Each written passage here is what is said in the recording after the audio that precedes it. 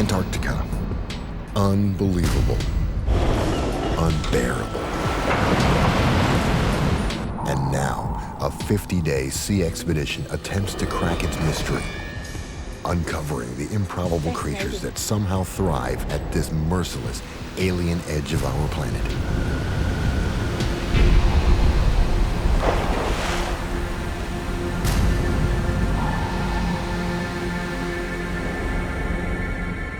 Day 1. The government research vessel Tongaroa embarks from Wellington, New Zealand on a precarious 50-day, $6 million mission. Destination, Antarctica. A voyage of potential discovery and definite danger. Just getting to the Ross Sea will tax the ship and crew. Navigating the mighty Southern Ocean and 460 kilometers of crushing sea ice.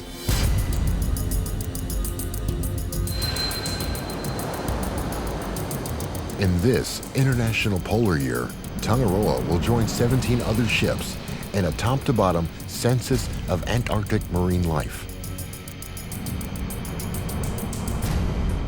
And Andrew Leachman is its captain. Like a telephone directory of everything that's down there, because it's never really been done. But satellite charts show the worst icing condition in years. Even with Tongaroa's 70-meter-long reinforced hull, this could be a mission impossible. Though he can hardly wait to get his hands on the strange, scaly creatures from the sea floor, marine biologist Andrew Stewart knows it'll be no dip in the ocean. The ocean is a very difficult environment to study.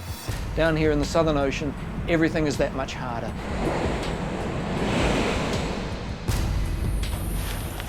You've got to kit up like the Michelin Man to get out on deck. Everything takes so much more effort. Whatever happens, the 44 scientists and crew know they'd better play well together, because there's no turning back. They certainly won't lack toys. The team has new gadgets, new cameras, cutting-edge science to help them check the health of the ocean. Has overfishing caused harm? Is global warming forcing a sea change? The scientists aim to find out. Once they get past the seasickness. Ship's doctor, Jenny Visser, takes her job very seriously. Tongaroa will sail well beyond the reach of a helicopter rescue. If illness or injury strikes, help will come by slow boat or not at all. Dr. Jenny's skills could mean the difference between life and death. Right, how are we doing? Yeah, good. Bergie bit just over here. Yeah. 6 days out, the team spots its first iceberg. See that? It's on the radar. That's good. That's good. A free-floating chunk of ice calved off an ice shelf. This legendary menace of the high seas reveals only 1/8 of itself as it glides aimlessly and destructively through the water. Look out the port side, you'll see an iceberg. The team find it thrilling, an ominous hint of the hazards that lie ahead. Tongaroa is a fisheries research vessel, no icebreaker, and these small icebergs, called growlers, seem to be ganging up on the ship. Obviously there's icebergs around, it's bergy water, there's a few growlers about. We're heading south, so I'm not certain exactly where I'm going to go. I want to go and have a look and just have a feel for the terrain and so which way we can work our way through the ice to the Ross Sea. Captain Leachman navigates these waters knowing others have attempted and failed. You're in the footsteps of Scott and Shackleton. It's a challenge. It's a real challenging thing for any ship's captain to take a ship down there.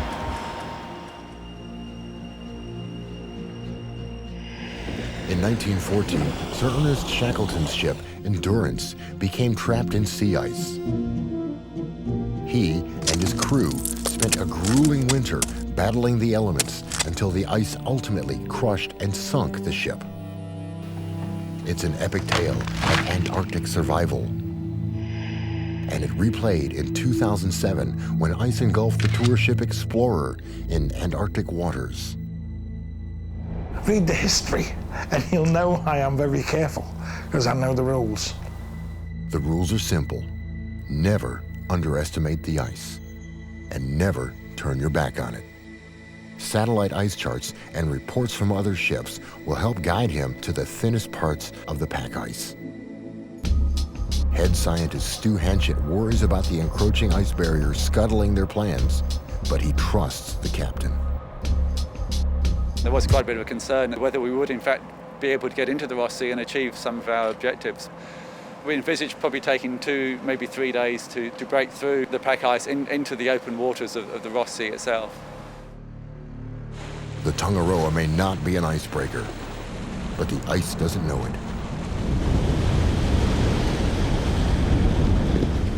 The sharp prow makes short work of it, for now.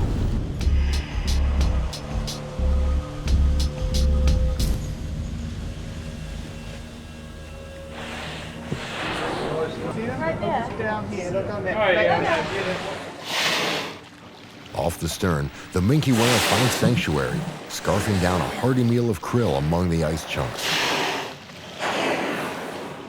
Minkies can grow nearly 9 meters. Positively puny compared to their blue whale cousins, who can stretch to more than 3 times that size. And that means an awful lot of krill to sustain a healthy population of whales, penguins, and seals. Especially the crab-eater seals, who also make their home on the shifting ice, slurping down krill, not crabs. Each year, they eat about 25 times their body weight in krill, filtered through their interlocking strainer-like teeth. And these ever-popular emperors of Antarctica will pass the dark and brutal winter by mating. They'll brave temperatures lower than -40 to lay eggs and raise their chicks. The work these scientists do down here could help all these animals survive an uncertain future. Each night, 3 hours of darkness brings new danger to the ice-clogged waters. Safety depends on constant vigilance.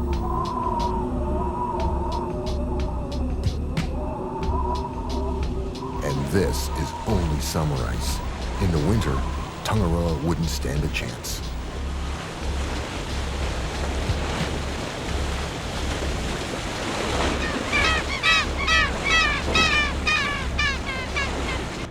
Right, how are we doing? Let's look.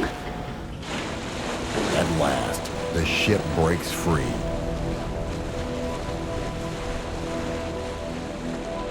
By now, Tongaroa has spent 10 days at sea, nearly 4 of them packed in ice.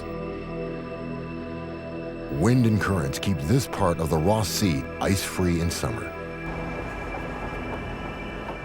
Voyage leader John Mitchell can breathe a little easier, but experience tells him he hasn't seen the last of it. It's always going to get in the way, regardless what you do. Even on the best ice years, you still get ice, and it's always where you want to be.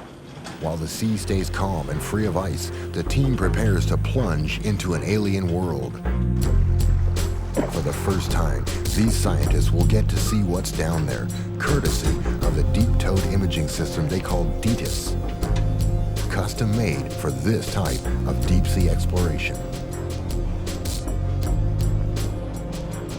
Its high-definition video and stills cameras will act as the team's eyes in this high-pressure, low-light environment.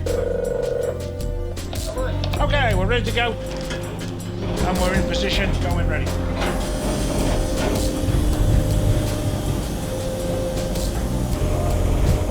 No one has actually field-tested the unit in such icy conditions before. Too late to think about that now. Like an explorer dispatched to a foreign world, the imaging system begins its fact-finding mission. The scientists hold their breath. Yeah, this is the dry lab. We're on channel 15, mate. Roger that, thank you. Nobody really knows what's down here. At last, the ocean floor. Andrew, could you just hold there for a moment, please? Recording now. To a marine biologist, this is big. Like the first moonwalk. As the live video images come up from the seabed, the scientists log what they see and strain to find things they've never seen before. They will trawl for an hour, the length of a videotape, giving the team their first tantalizing image of polar marine life in perpetual nighttime. There's quite a lot of fragments of things here, isn't there?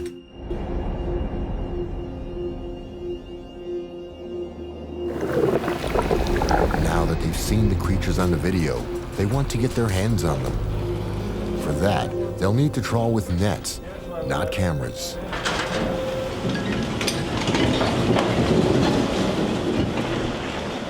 They approach trawling systematically. First, they'll trawl the bottom of the ocean, sweeping across the floor to sample the bottom dwellers. Then they'll trawl at mid-level, collecting samples of free-swimming fish. Then skimming the surface for plankton. They'll also use specialized equipment to sample water and mud from directly beneath the ship to study its microbes and chemical makeup. As a commercial fishing practice, bottom trawling dredges a worldwide controversy because of damage to the seabed. Science, however, takes a gentler approach. You know, we have limited our trawls to about 15 or 20 minutes bottom time. The actual percentage of the total seabed area impacted by the bottom trawl is very small. It's chilly cold. But the bottom trawl doesn't even last 15 minutes before the rough seabed forces the crew to pull the net. That's the cue for American marine biologist Christopher Jones to grab his gear. This will be exciting. The anticipation makes the scientists forget all about the minus 10 degrees Celsius conditions. And Andrew Stewart thinks all of his Christmases have come at once. It's going to be a bit like Santa Claus coming up the stern ramp there. We don't know what's going to be in that sack. Could be a pair of socks, or it could be a new bike, who knows. Now this is good. We've got all sorts of things in here. Santa must be pleased with Christopher Jones. There's a big Disosticus, a big, beautiful Disosticus mawsoni. That's what we're looking for. We got a good one here. Disosticus mawsoni, the Antarctic toothfish, one of the giants of the marine ecosystem. On the menu, it goes by Chilean sea bass, and it's harvested by the thousands. If it disappears from the ocean, more than dinner's at stake. A nice, diverse catch here. It could mean an ecosystem on the brink of collapse. This is the fish that is probably the most economically important species that's being caught by the commercial fishery in the Southern Ocean. This is a fine specimen here of an Antarctic toothfish. This big guy tells the crew that all's well down below. The undersea camera built up the team's expectations about what they might collect. And the bottom trawl net delivers on its promise. Sponges, among the most primitive sea animals, have no nervous or digestive systems. They feed by filtering water through their pores.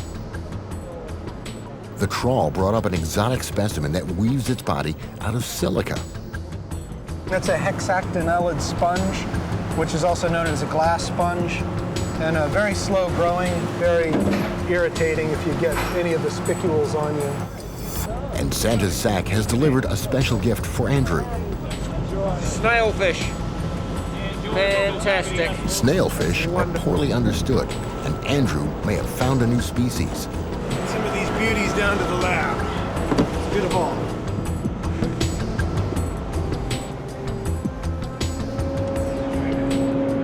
This is why I came to Antarctica. Seeing things like this, it's just beyond words. We now have whole families of fishes that are found nowhere else in the world except in the Southern Ocean. And these are fascinating animals. These are the ice fishes. Temperatures above 5 degrees Celsius are too hot for them and in fact are lethal for them. The sea holds a dizzying variety of fish to baffle and thrill marine biologists. Nature even saw fit to make about 115 species of Andrew's snailfish. You have to look at such features as the shape of the teeth, the jaws, the shape of the gill rakers, as well as counts of the vertebrae, counts of the dorsal and anal fin rays. And then, along comes the kind of discovery that blows biologists out of the water. Now, I have no idea which species this is at the moment. That colour pattern on the fins is like nothing I've ever seen before. Most scientists hope to find something truly new, but only a few actually accomplish it. Andrew might have discovered yet another new species, making him the first human to lay eyes on this creature that's evolved over millions of years. Though cut short, this first trawl offers something for everyone. Oh, I'm very happy with the first trawl. Yeah, we only had 10 minutes on the bottom. And there was some quite rough ground, so we had to haul early, but yeah, looks very good for the first one. Scientists have cataloged about 135 species of fish from the largely unexplored Ross Sea. On this expedition, the team intends to add a new chapter to this Antarctic fish story.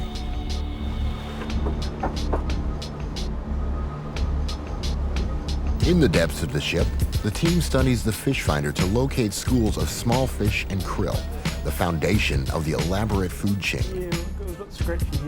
Since big fish depend on little fish, the scientists want to check their health. That means another fishing expedition.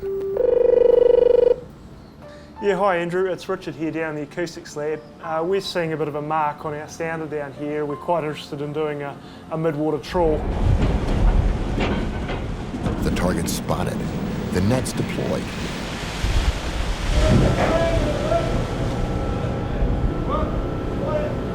But as the net closes in on the fish, the weather closes in on the ship. Unlike the previous trawl, this monster mid-water net will trawl between surface and the sea bottom, scooping up the free-swimming fish. This is the bit that's going into the trawl, and all these little red tick marks through here, that tells us we're catching fish. So everything's looking good, isn't it, Andrew? It is indeed. Menacing clouds gather on the horizon. A sudden turn into polar weather can endanger equipment and anyone caught on deck.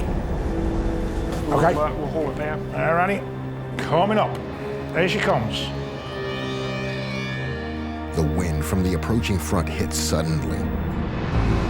Before they can get the net on board, a full gale sends its fury.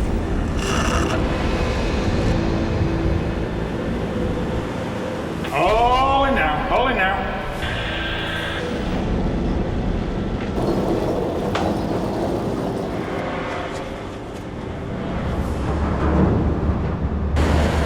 With the stern ramp open, the angry sea floods the deck.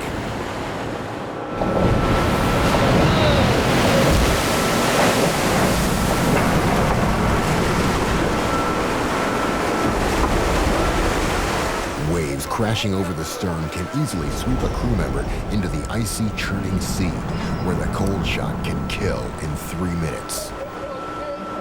But the crew won't abandon the catch. The net overflows with silverfish, a very healthy sign.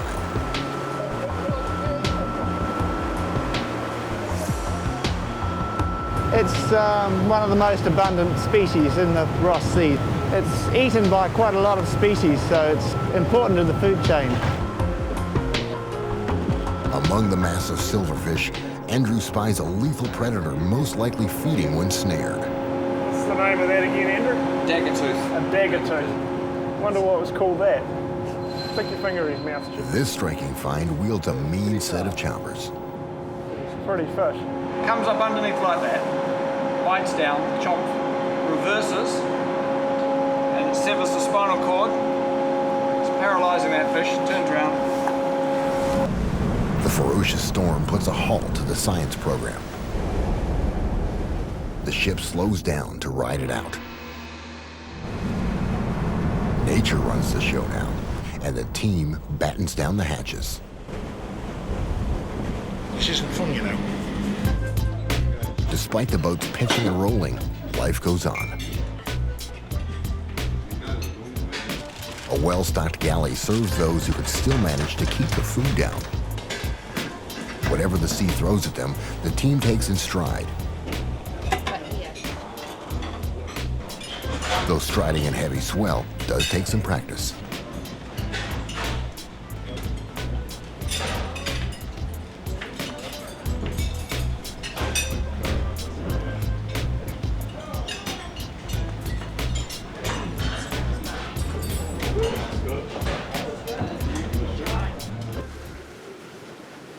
At last, the storm passes, costing the crew a day and a half's sampling. You might get caught up in the science, John. Microbiologist Julie Hall's work involves checking the health of the Southern Ocean's tiniest residents. This device collects her water samples. She can remotely open and close the sampling bottles at various depths from the seabed to the surface. Okay, we're ready to go. Steve's ready. Once the samples break the surface, the team rushes to retrieve them without spilling a drop.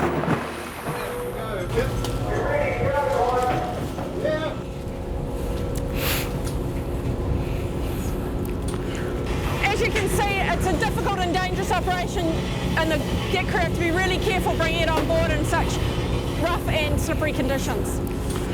So we're going to pull it round into the garage so that we're out of the wind with the sampling, and then we'll start taking the samples off the bottles. She wants to see if increased greenhouse gases in the ocean have any effect on life down here.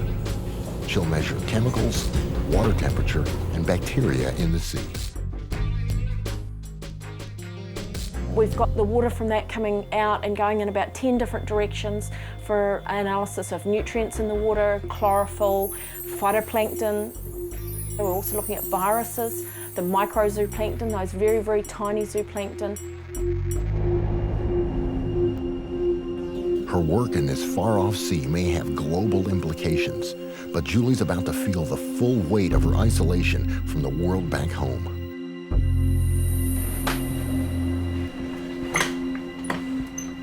Just 2 weeks into the mission, Captain Leachman receives an urgent satellite phone call from the New Zealand police.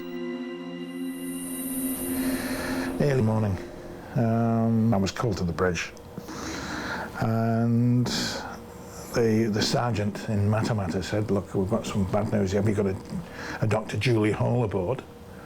And I said, "Yes." And he said, "Well, unfortunately, her husband's been killed in a gliding accident."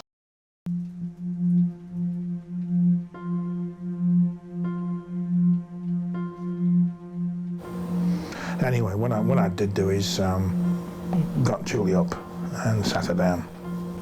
It was my duty to inform her. And it's a very, very difficult thing to do. So I'm awfully sorry. I've got some bad news, and your husband's been killed. Julie's husband, Dr. Trevor Atkins, was also a scientist. He died while competing in a gliding competition. He was competing in the New Zealand Championships, and he'd had an accident very close to the airfield and had been killed instantly on impact at the site. I explained that I would do everything in my power to get her home. But the difficulty, of course, of being isolated where we were, there's no guarantee we could get her off.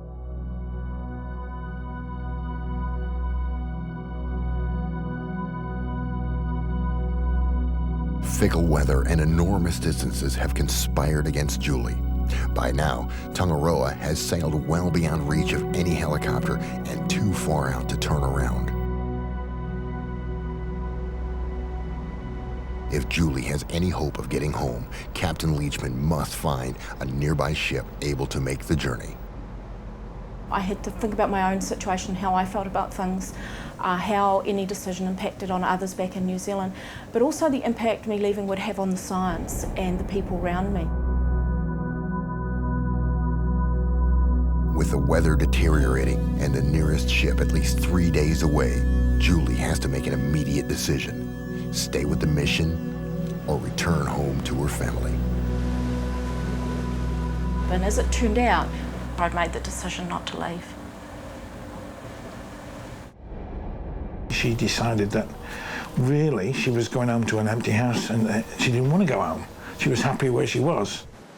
The strongest reaction of why aren't you coming home came from people who really didn't understand the isolation, and also not really the situation on the ship in terms of being surrounded by close colleagues who were very supportive.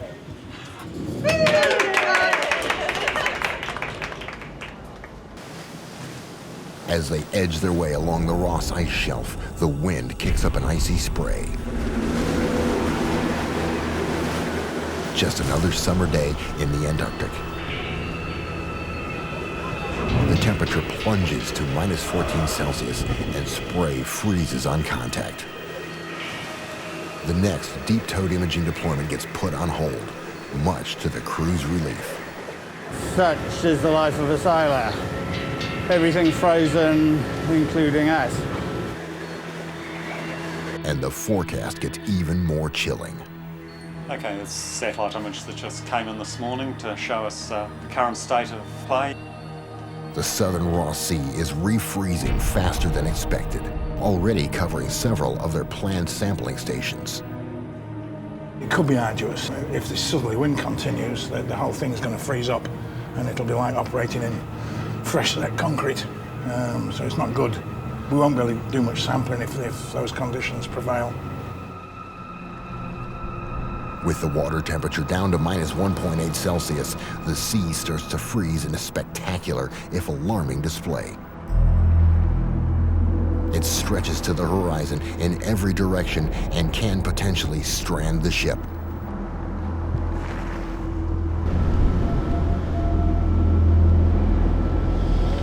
Don't like it when it's really thick. I really don't. I'm always frightened I'll do a Shackleton. The pancake ice has begun, heralding one of the planet's greatest annual displays, the freezing of seas around Antarctica. Over winter, the event effectively doubles the size of the continent.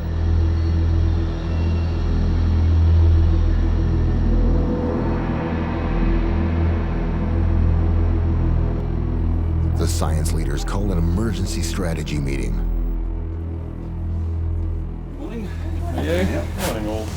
I think the general consensus is now that we don't go much further east than here, which is probably a good idea because looking out the window. They agree to continue their work here as long as they can before the ocean freezes solid. Because at the southernmost extremity of our activities, we're going to do a Detus tow, and then we will proceed northwest.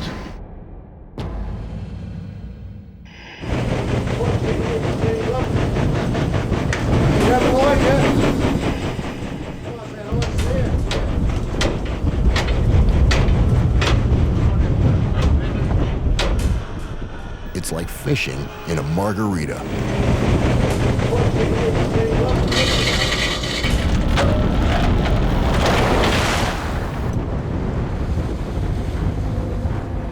The slushy turmoil on the surface hides the calm waters below. As Antarctica began its deep freeze over 30 million years ago, life here evolved and flourished. Now comes a new challenge.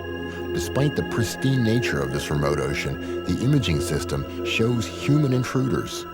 The stills camera snaps a beer bottle. And commercial fishing activity leaves its mark in the form of a trawler's long line. When the weather allows, commercial trawlers drop their deadly long lines here to catch toothfish, the so-called sea bass. This healthy specimen means more than tonight's dinner special. Sizable toothfish, you reckon? It's the poster child for good fishing management. Elsewhere in the southern seas, indiscriminate practices have dangerously depleted its relative, the Patagonian toothfish. But stricter Antarctic regulations allow us to have our fish and eat it too. Christopher Jones hopes it stays that way. It's the one fish that human beings are having the greatest impact on. We're okay now, but we have to be very, very cautious if we decide to increase the catch. This whopper weighs an incredible 56.8 kilograms, and still only half the size these mighty fish can grow. In one recent summer, the longliners relieved the Ross Sea of 3,000 tons of them, while Tongaroa has only caught 5 for research. There may still be plenty of fish in the sea, but these scientists are always chasing the one that got away. Besides catching a mammoth toothfish, the team has also collected some of its favorite food, including the glacial squid. That's a lovely specimen of the glacial squid. Very nice condition indeed for a very delicate squid. Squid and octopus, fragile members of the rich and diverse cephalopod family, live in every climate and at every depth. They may look bizarre, but they boast the biggest brains among the invertebrates. Like any spineless creature, a squid's first instinct is to hide. But a cornered one has some potent weapons in its armory, like this parrot-like beak that can deliver a nasty peck, or these lethal hooks used for snaring prey. But right now, Darren Stevens has snared his catch of the day, an incredibly rare deep water octopus. This is a lovely specimen of Storoteuthis. It's another one of the Dumbo octopus and a very gelatinous individual. Only a handful of these octopuses have ever been found anywhere. And this is the first intact one caught in the Ross Sea. The fact that it came out of the net 100% intact makes it even more remarkable. So far, Darren has collected 26 species of squid and octopus. But he yearns for the big one. This baby colossal squid, found only in Antarctic waters, can grow up to an amazing 4 meters long. Darren hopes to meet its mother. Overnight, the imaging system shows the seabed too rocky for the bottom trawl net. The situation calls for the smaller, more robust beam trawl. Instead of the steel doors, a large wooden beam props open the mouth of the net. Here we go. As the net pulls in, the team eagerly awaits its catch from 1,600 meters down. It feels like they've hooked the big one. Oh, yes. Yeah. Perhaps it's Darren's colossal squid. Well, yeah, I heard something go whoomp right there. Not a squid, but colossal all the same. Well, it looks like we might have done a little bit more geologic sampling. Oh dear.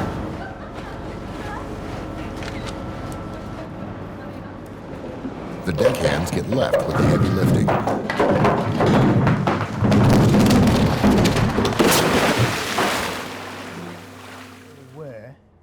Studying the latest satellite charts, Captain Leachman finds a pathway through the ice barrier, if they leave right away. And at some stage we'll need to escape from this area, through this ice bridge and away to the north. The way to deal with encroaching ice is to head for warmer waters. And in the southern hemisphere, that only means one thing. Go north, young man, go north. Bring her up and drop those.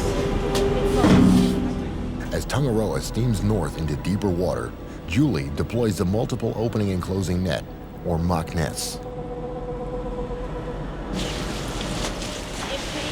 Each tentacle of this mock nest monster has snatched plankton and krill from various depths.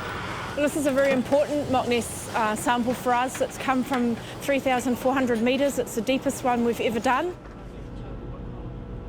Along with the microscopic animals known as zooplankton, Lisa spies a tiny deep-sea squid. A little gift for Darren, the squid guy. Is Darren up there? Darren? Darren, yeah. He says he is. Tell him we've got a present for him in the plankton lab. Isn't he beautiful? He's in very good condition. You know, we've found some fascinating things, and quite often they're bright red, which is really cool. He's great and very much still alive. What have you got for me? There we go. Oh, well, that is gorgeous. Bathytosis abyssecola. You've done very, very well. Thank you.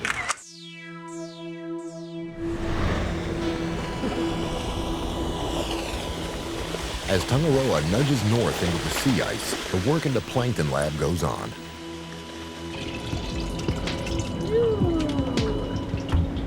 In the mock nest net, we collect some of the larger phytoplankton in there, and sometimes it's come up literally looking like pea soup with those larger phytoplankton that get caught in the net. I'm amazed at the amount of life in here.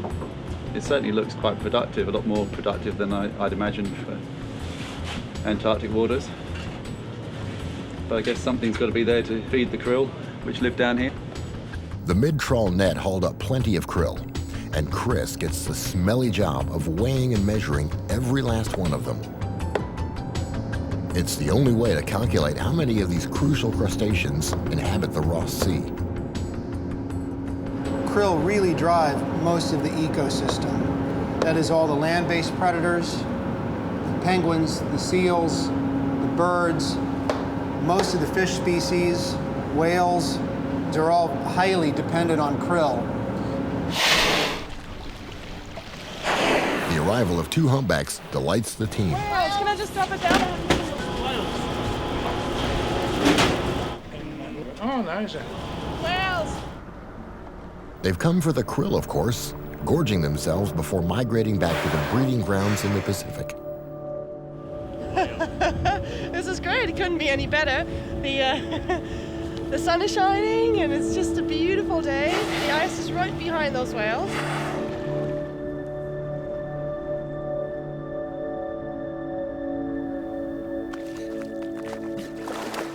Emperor penguins also come for the all-you-can-eat buffet.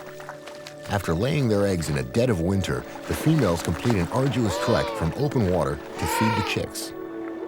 And krill, one of the lowest links in the food chain, becomes a meal fit for an emperor.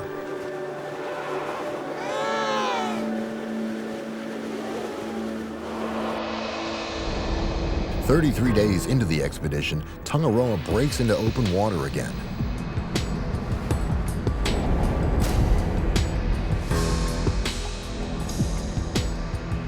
On the horizon looms Scott Island and Haggett's Pillar. These insignificant-looking rocks are actually the top of a seamount, a volcanic undersea mountain thrust from the bottom of the ocean 4,000 meters below. A deep region known as the abyssal seabed. Yeah, well, these ones were more dispersed, that second set. Malcolm Clark studies these bedrock communities that thrive on dramatically steep slopes.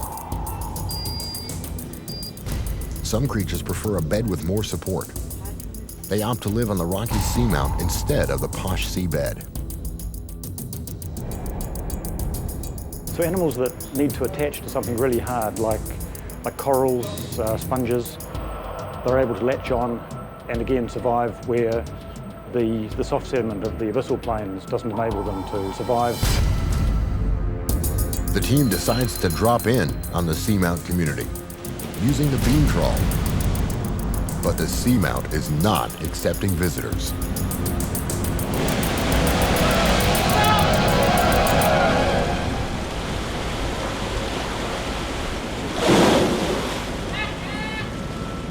Up comes nothing but the tangled cables of the broken trawl. The wooden beam is smashed in two. From the details, it looked pretty good. So it's worth a go, and it's just one of the risks we take. They need to repair it, or they're dead in the water. The crew is optimistic. It's not a problem. It's not going to take long. I mean, if you give us an hour or so, we're done with it. They cut out the tangled wire and splice it back together. And where would a sailor be without his knots? Practicing the crocheting. Before long, they're back in business.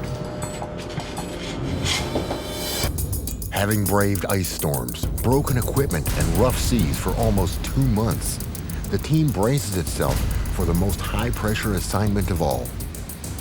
They will delve 3,500 meters into the abyssal plain, a depth almost as high as the Swiss Alps. To prepare for the mission, team members perform an exacting scientific endeavor, decorating polystyrene cups. Because they've been made and compressed with air, when we put them down to the deep, they'll hopefully compress and get smaller and smaller and smaller, and eventually we hope they'll turn out basically like thimbles. It will endure 300 times more pressure than we experience every day.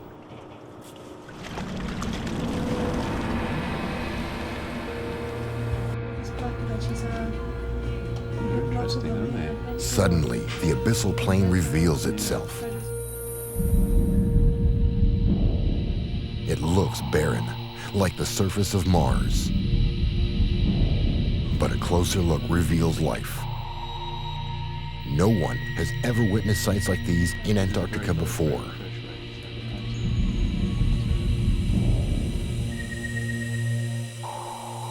Then, something goes horribly wrong. We've just lost the video. Yeah, we just noticed that, mate. We're just gonna see what happens. We're wondering what's going on. It could be a minor malfunction or a catastrophic failure. It just concerns me when you get to that depth and it suddenly goes, you sort of think, oh god, the pressure hasn't broken a seal or something. They haul the apparatus back up and see the problem right away. Oh dear. But dripping water out. That's not supposed to happen. Yeah, what's happened is the pressure has been too great for the glass in the bottom, and it's got a hairline crack across it. Remarkably, the camera continued to operate, allowing Chas Marriott to replay its destruction. You can see a crack started to form across the glass lens on the front of the housing, and as we scroll through the frames, you can see water starting to seep into the housing. It's these blurry bits here, and slowly filling up the bottom of the housing, and the lens of water evens out across the glass. You can still see all the photos quite clearly again. Yeah, pretty exciting. For the rest of the team, the experiment is a crushing success. 300 atmospheres of pressure, bearing down equally on all sides, have miniaturized them without damage. Oh, they're great. Even the illustrations and lettering remain in perfect miniature. The team also take the opportunity to trawl the bottom, having fed out more than 5,000 meters of the repaired cable into the sea.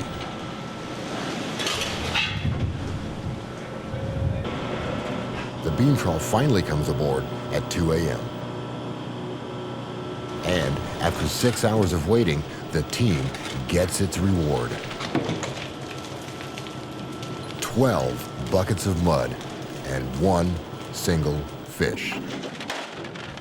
But in this mud lies many delectable delights, like this sea cucumber. It's hard to see where's front and back. That would be, I guess, another oral appendage. He's wagging his tail, though. Now, if this doesn't demonstrate all the glamour of marine biology, nothing does.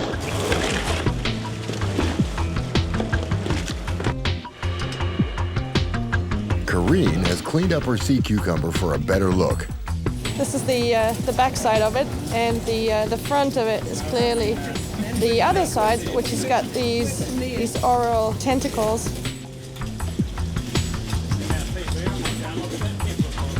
Then, Karine finds an even more curious specimen.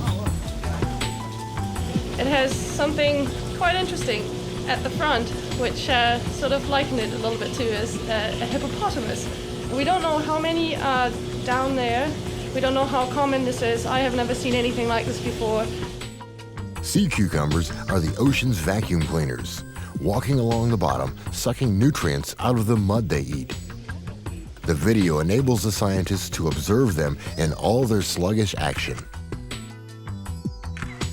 Scientists recognize about 1,200 species of sea cucumbers, none of them very attractive, except maybe to a marine biologist. But as the expedition winds down, they'll encounter creatures strange by any standard. 44 days into the voyage, and the last day of sampling has arrived. It's also Andrew's 50th birthday. The team has stayed up late to prepare a surprise.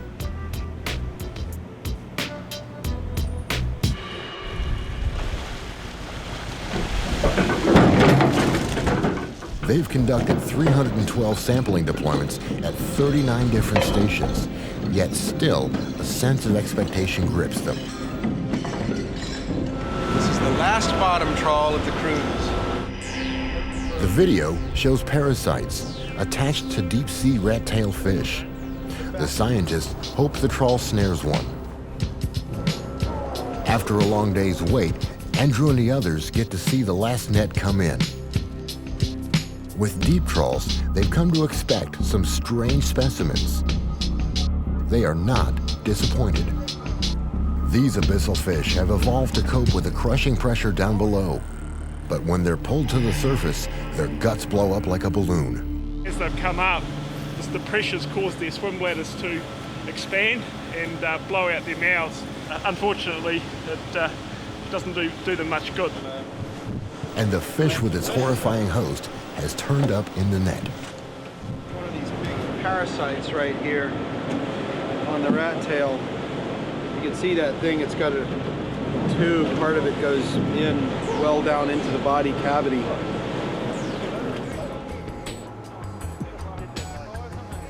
Today, Andrew receives a birthday gift only a biologist could love, an ambush predator with a mouth of needle-sharp teeth. And the scientific name for this one is Kali, named after the Hindu goddess of destruction.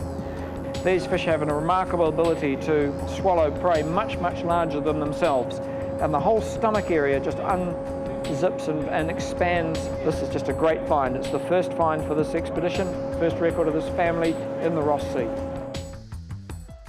As the mission winds down, the scientists log the last of the specimens.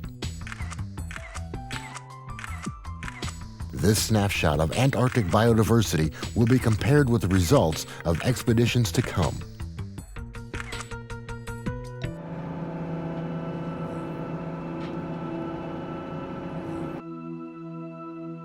As they head back to New Zealand, Captain Leachman reflects on Tangaroa's 7,000 nautical mile journey through one of the most challenging oceans on Earth.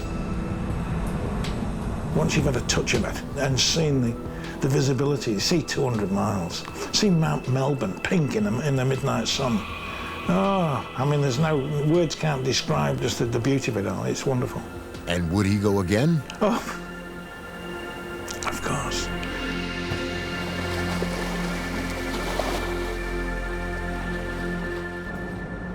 For Julie Hall, the life she's coming back to is not the one she left.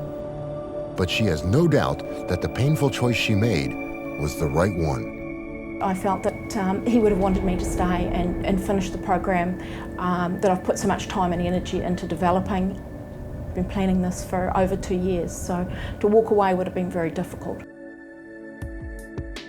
Andrew Stewart and the fish team scored 88 different fish species. At least 5 are thought to be new to science, but only a small fraction of what scientists believe is still out there. I think that what we have already retrieved from the Southern Ocean has been incredible. I think in many ways we've barely scratched the surface. As these scientists return home, they're proud that their 50 days aboard Tangaroa have made this unfathomable world a little more knowable.